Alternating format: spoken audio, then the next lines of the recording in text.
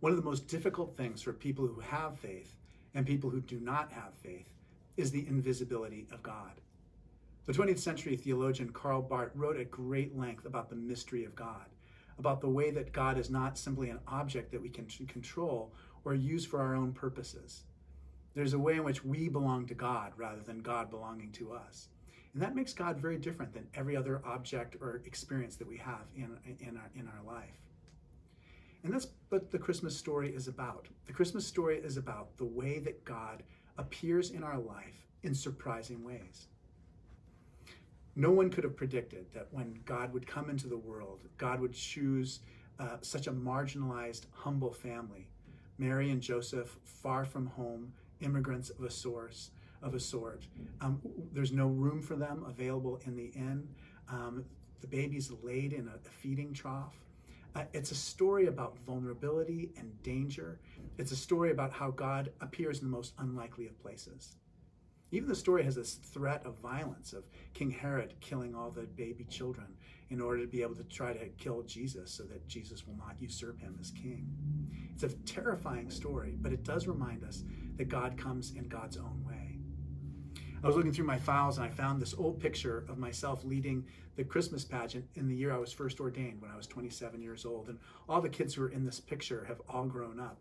But I remember a very specific incident in the Christmas pageant when one of the children spoke up and answered one of the questions I'd asked. And in that moment, everybody was aware of God's presence. Everyone knew that God was there in that moment. We have no idea how God will be with us this moment. It might be in the midst of a huge church service. It might be in a quiet moment when you're by yourself. But I have a poem that was written by May Sarton.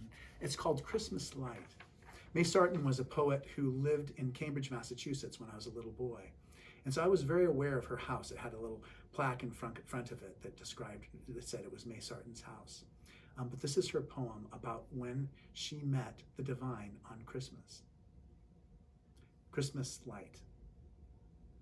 When everyone had gone, I sat in the library with the small silent tree, she and I alone.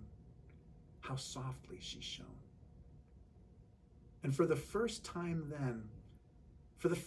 this year, I felt reborn again. I knew love's presence near.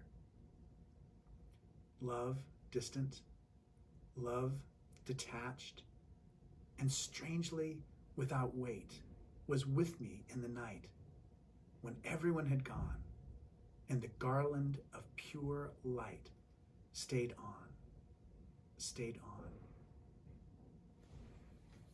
In the Gospel of John, it says that the darkness shall not overcome the light, that the light will always prevail. So no matter how difficult things are for you during this time of year, my prayer is that you find a time of quiet and peace, maybe a time in the midst of a busy crowd, but a moment when you can reach out to God and receive the gift of God's presence. My name is Malcolm Clemens Young. I'm the Dean of Grace Cathedral here in San Francisco, California. Thanks for watching. More good news.